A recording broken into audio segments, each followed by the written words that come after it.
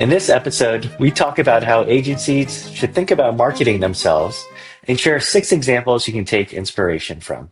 All right, Sayuk. So I think one of the mistakes that agencies often make when it comes to marketing themselves is that they're always kind of taking a short-term and reactive lens. I think, for example, like a lot of agencies, they're kind of up to here with like client work, just trying to keep up with things, just the team and, making sure the work gets done. So by the time marketing enters their minds, it's because, let's say, the leads have kind of started to dry up and then they realize, hey, maybe we should start doing some marketing to, generate some leads. And so, yeah, this might be like some reactive, quick, like, hey, let's post some stuff on LinkedIn or let's send out some cold emails and then hopefully the leads will pick up again.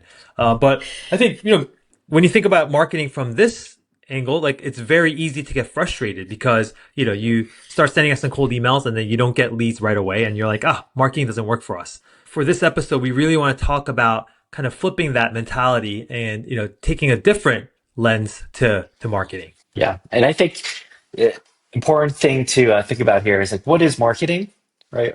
Why should an agency market themselves? And really at the core, it's about building reputation and awareness of who you are, what you do with the specific target that you're after. Ultimately, you're trying to connect with that specific audience. And as a result, it may lead to new business opportunities, but marketing is definitely just putting in the work to achieve that goal. Yeah, and one thing you and I always talk about is like, the way to get the true power of marketing is to think about it as like a long-term investment. It's not like a slot machine where you can just put in some coins and leads will come out right away. It's something that, you have to keep on putting the effort in, and then over a longer period of time, a lot of things in life, it starts to compound and you see the benefits from it. Yeah, it's kind of like exercise where, you're trying to get the result. It won't happen overnight.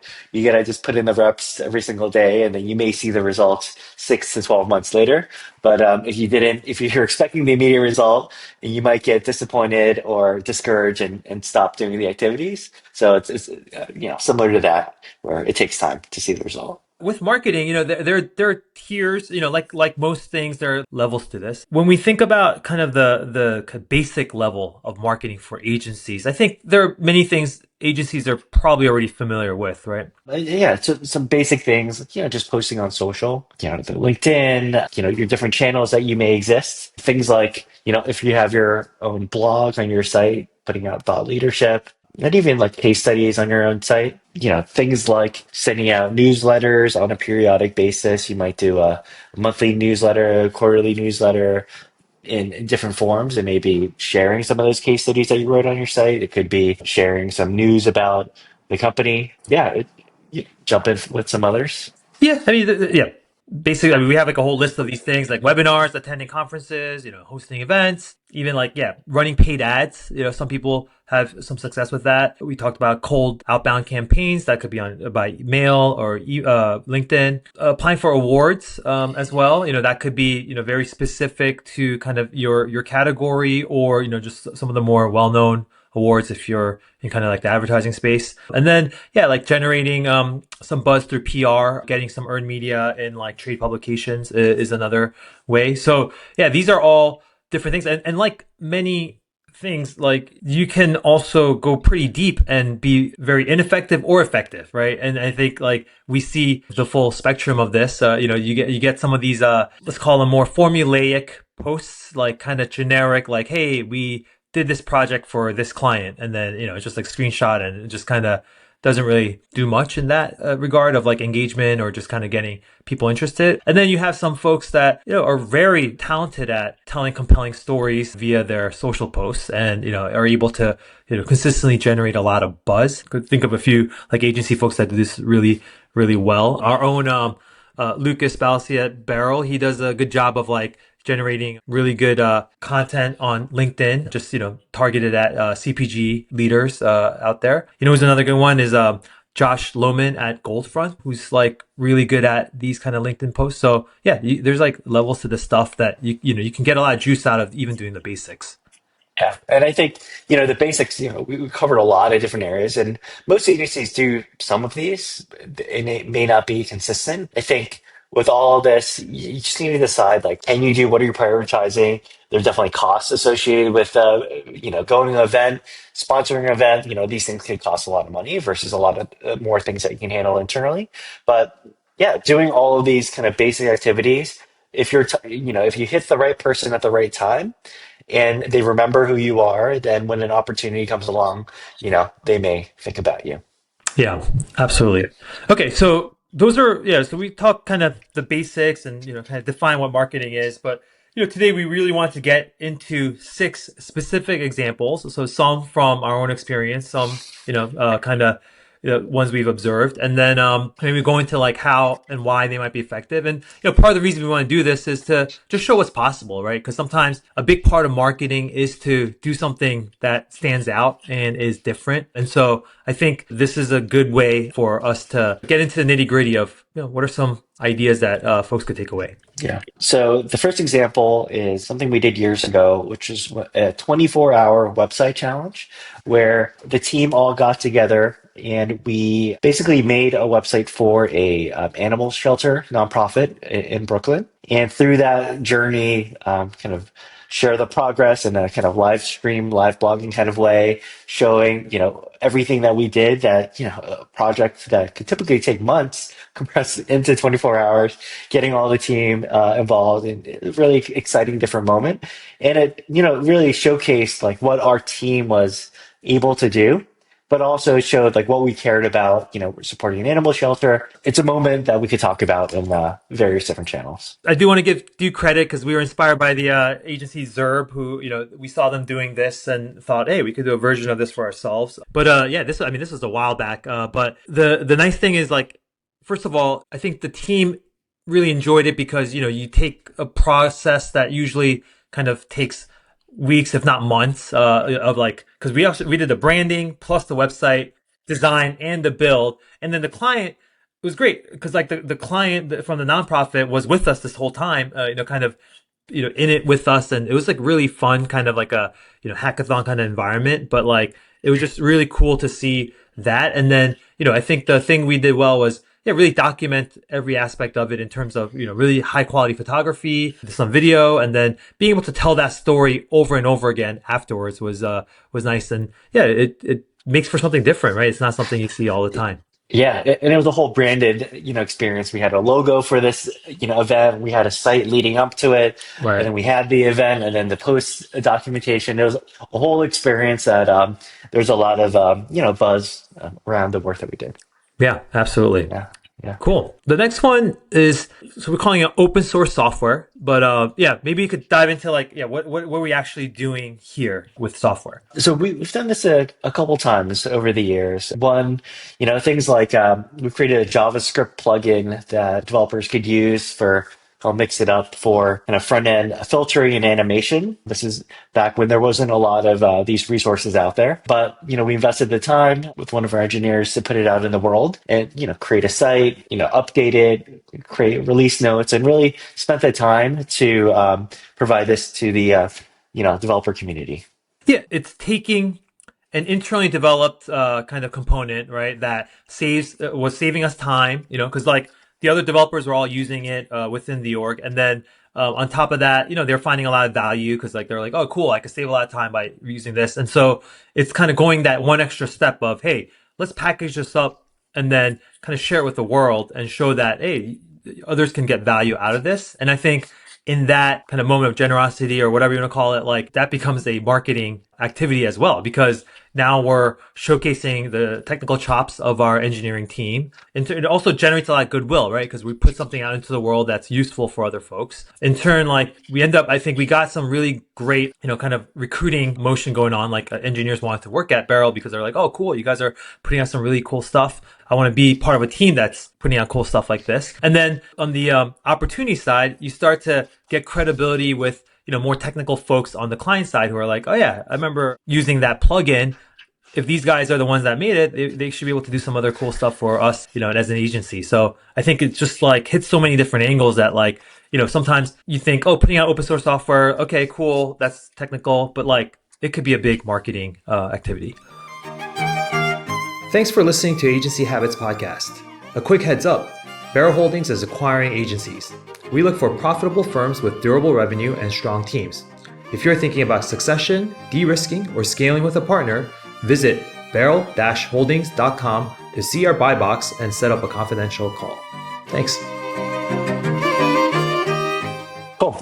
The next is doing a recaps, like an annual year in review microsite. So we've done this for years for agency Barrel, and really it's an opportunity to like showcase the work that we did, put a narrative around, culture of the agency, how the team grew. It's really being able to package a whole grouping of work and share that with our clients, with the community, and it's also a fun experience for the team themselves to look back at all the work that we did and then create an entirely different like creative experience on how to showcase that to the world. It's crazy because I think we probably have what 17, 18 years worth of recaps that we've cataloged over the years, and it's really fun to see these kind of evolve over the years. But one of the things that I think is just underrated is like, it's hard to, kind of get a sense of like what gets accomplished in a year just from a website. And so if you're able to package that in a very interesting way, that becomes a worthwhile asset that you can market in social, in your newsletters, just gives you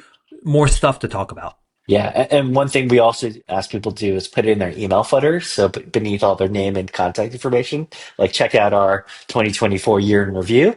And then whoever gets the email, that's like another way that they can kind of see creative look at the work and the capabilities. Right. The next one is around like building a community. Specifically, this was a while back where we had a series of meetups specific geared towards the digital PM community. So we call it, I think, DPM, digital PMs. Yeah, we hosted these at our office. And for those that were just interested at the time, digital project management was still kind of not a fully developed out field. And this was even before product management became like a huge thing. So there's kind of an overlap there. But I remember just like the caliber of people that showed up was incredible. You had like people working at all kinds of startups across New York City, and then also, different founders, different agency folks. And it was pretty incredible because I think even years later, we get notes from people being like, oh yeah, like I remember coming to your office when you guys hosted these things. And by the way, I work at this brand now and I have a need for a website. Like, can you guys help me? And this is like something that we didn't intend as like hey, let's get more leads. But just by engaging with the community, adding a lot of value, we're able to generate opportunities for ourselves. Yeah, it definitely helps, raise our visibility in the New York City agency tech community because essentially we're giving a home for these, we'll call it an underserved part of the ecosystem of team members and also providing a resource. It's like almost like a free knowledge share on like, here are best practices. I'd love to know how this agency does things or this tech company handles like this aspect. And it just brought people together. And yeah, to your point, 10 years later, yeah, we're still, in touch with people or they just remember that we, held these series of events. Yeah, totally. So the next is thinking about physical publications. So this is moving from, a lot of what we talked about more kind of digital to, some kind of like mailer, direct mail piece that is, really well designed and features like interesting content. I think Pete, you might have some examples of things you may have received there. Yeah, definitely. I mean, one example is like, sometimes I know of some coaches who like self-publish some books and they'll send that in the mail. And so that's one example. Another one that comes to mind is, our friends at the Van Group, they'll publish periodically like a really beautifully designed kind of magazine. And I think they partner with like others in like the Shopify tech ecosystem and get others to kind of guest author some pieces as well. But like they put together kind of like thought leadership around topics that are very relevant to their ICP, which is, like brands in the luxury or beauty space. And like, yeah, it's really well done. I've signed up to get a copy myself in the past. And like, it's just different, right? Because like, we're so inundated with the electronic forms of communication that, when you have something physical that you can hold and kind of flip through, you just remember it differently and you end up leaving it, like on your coffee table on your counter and there's just something there that's that kind of makes you stand out. So I think yeah, to the extent that you can invest in something physical, that's well designed and kind of memorable, I think it's worth worth an experimentation. Those examples, like you can go to like a whole range of people, other agencies that could be partners for you. It could be clients or potential clients to see capabilities. But to your point, like, you leave it on a counter. If someone leaves it at an office, like a lot of people could just see it and interact with it in a different way than an email sitting in your inbox that's, directly to you. Yeah, so we'll do one more. And yeah, this last one was actually an example from like 10 years ago. So this is a while back, but this is how memorable it is because I still remember it from over 10 years ago. So this was a coffee shop that was, built by the digital agency Huge in Atlanta 10 plus years ago. So it was a public coffee shop. So like they decided they were going to create this like really cool, well-designed coffee shop with, like tech-enabled kind of POS and other kind of systems that were new at the time. And yeah, it was like a half R&D, half kind of like, hey, our crack at, this hospitality side of things. And I think it was a hit in the sense that like they got tons of PR. It was like a great way to showcase their capabilities. And then also like, yeah, I think it helped them to like land clients to, who then wanted to tech enable their own spaces. And so, yeah, it just is kind of like a big ambitious campaign of sorts. If you think about it in that lens, coupled with the fact that it is R&D and that like, the team is getting those kind of reps and building out capacity by going like actually building their own coffee shop. So I think that was brilliant. And, it's kind of like, yeah, if you want to make big bets, like these are kind of things that you want to think about. Yeah, the cool thing about that one is, even if you're not in Atlanta and not able to physically experience it, even if you Google coffee shop Huge, tons of articles, tons of press, people are just talking about the agency, the space, like what they could do. And like that in itself is, something that people remember for the long term. Yeah, absolutely. Yeah. Cool. So like, just to wrap it all up, I mean, going back to what we talked about, in terms of marketing, just a way of like building a reputation, awareness, and kind of staying top of mind. I think it boils down to you really need to have an orientation towards experimentation, right? Because it's not something that's like, ABC and then all of a sudden it starts to work. It's, it's a moving target. You got to continue to try different things. What do you think the key elements that folks should think about when they think about marketing? Yeah, I think it's for marketing, it's a lot about consistency. It's not a on-off type of thing where like you do it when you have time or in between different aspects of, your client work. It's marketing is what are the activities that you continue to do that reach the audience that, well, you hope that will reach the audience that you want to reach.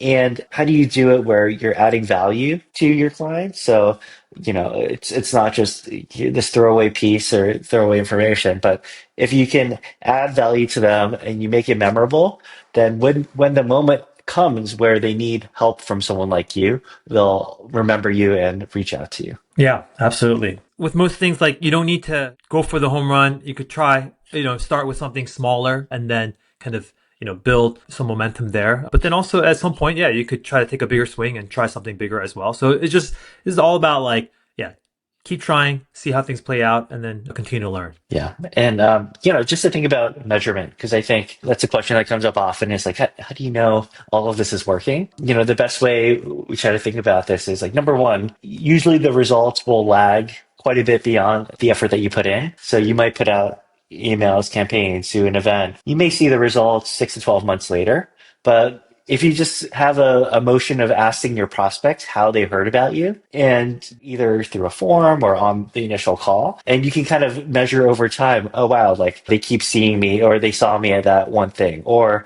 a friend saw an email and forwarded it to me. So then you can kind of track over time the effectiveness of the various campaigns. Yeah, definitely. And nothing works, just one off. Like you mentioned, it's about the combination of all these things and the consistency of all these things. So yeah, as we wrap up, our kind of word of advice to everyone is just keep trying stuff. And I think, that spirit of experimentation is something that will, do well for you in the long run. All right. Well, thank you for tuning in. Till next time. See ya.